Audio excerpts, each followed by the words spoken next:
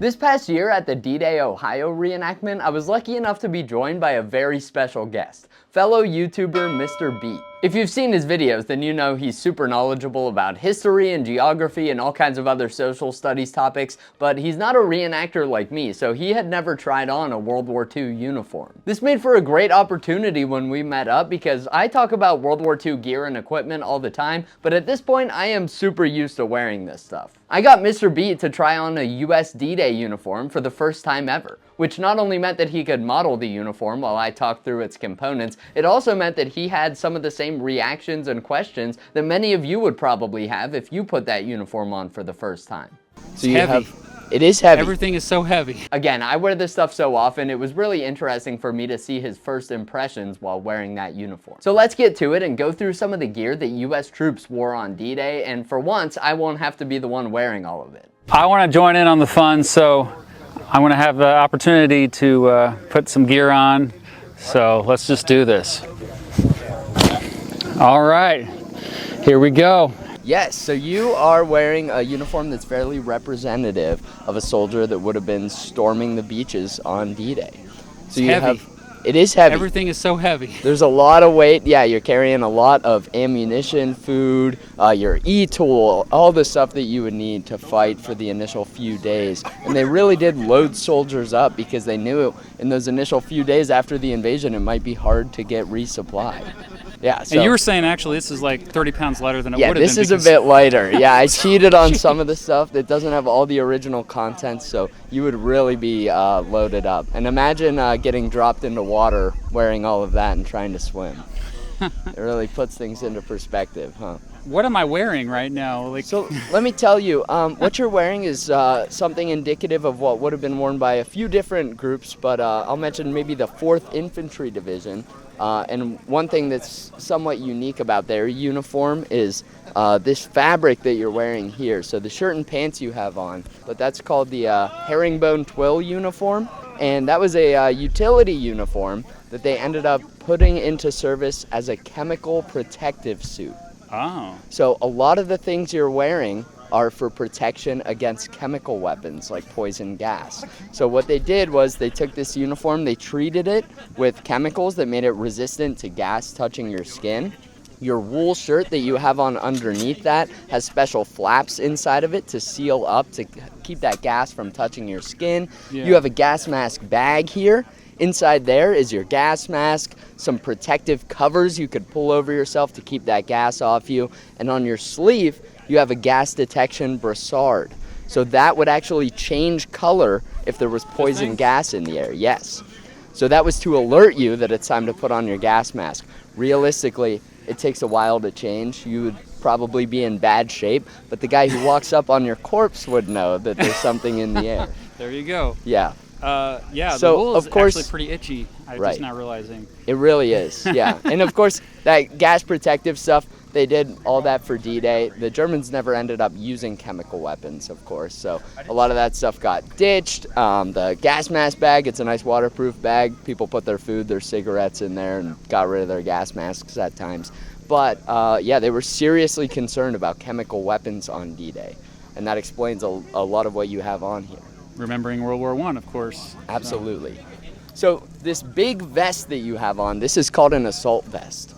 So you won't see this really used outside of D-Day. This was made specifically for the D-Day invasion because typically they issued guys very small packs called the haversack, and that was because they didn't want them to carry unnecessary stuff. They thought, we'll issue soldiers a very small pack. It can only fit the bare essentials, and if they want to take more than that, too bad. They have to travel light.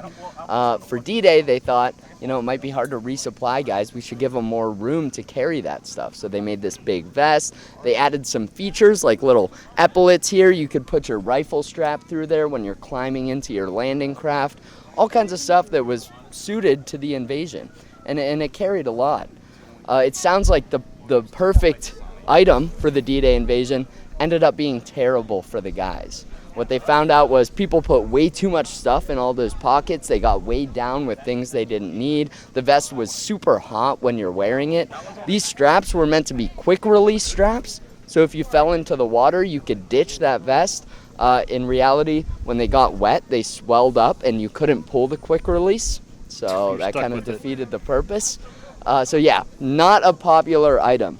And speaking of falling into the water, you also have a life belt on. So that's kind of an infamous item from World War II. You're wearing yours underneath the assault vest, which you see some troops doing because in theory, you would ditch this if you fell into the water and inflate your life belt. Good luck getting to it right now. But guys found that that was very troublesome as well, because in some of the training exercises and on D-Day itself, they didn't instruct guys on how to properly use these.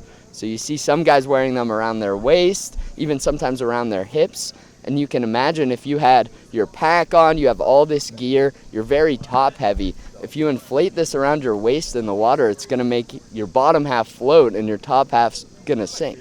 Jeez. So that caused some drownings. It was meant to be worn up under your armpits, but you don't see a whole lot of guys doing that. What kind of gun am I holding here? I'm not used to holding guns. Right. What do you think? It's hefty, huh? It's also hefty, very heavy. You're getting an arm workout. So that is the U.S. M1 Garand rifle. That was adopted prior to the U.S. entering World War II. It was the standard rifle for the U.S. Army throughout World War II. The Marines ended up adopting it as well. It fires a 30-06 round. So this was a full power rifle, just like the ones used by the Germans, the Japanese, etc. But this one is semi-automatic. So you pull that trigger, it fires, and you can keep doing that for 8 rounds without having to cock it or anything like that. The Germans, the Japanese, most other countries, their standard weapons were bolt action. So every time you fire, you have to manually cycle a new round into the chamber. So this was a big advantage for U.S. troops, and this is famously, General Patton said it was the greatest battle implement ever devised. He was a big fan of it. It's one of my all-time favorite weapons. And we talked about how in reenacting you get kind of a first-hand perspective of things and you can really understand them. I'll say from our simulated battles that we do, having that semi-automatic capability compared to a bolt-action rifle, it's a major sitting advantage. Here barely able to, you can barely move anyway, trying to get that reloaded. Yeah, anything else I'm missing here? Seems like there's a lot more on me right now. Yeah, why don't we talk about your helmet real quick? Yeah. So that's a standard M1 helmet. It's just painted that olive drab color. It has some cork texture on it. That was so when it gets wet, it won't be as shiny. It kind of breaks up the texture a little bit. Same thing with the netting and the scrim. That was to keep the silhouette of your helmet from standing out, give it a more natural appearance and blend in with the background. The helmet, of course, it's pretty thin. It would definitely not stop a rifle round coming towards you. It was meant more for shrapnel and things like that. So it did save a lot of lives. Shrapnel was a major killer in World War II, but definitely not bulletproof.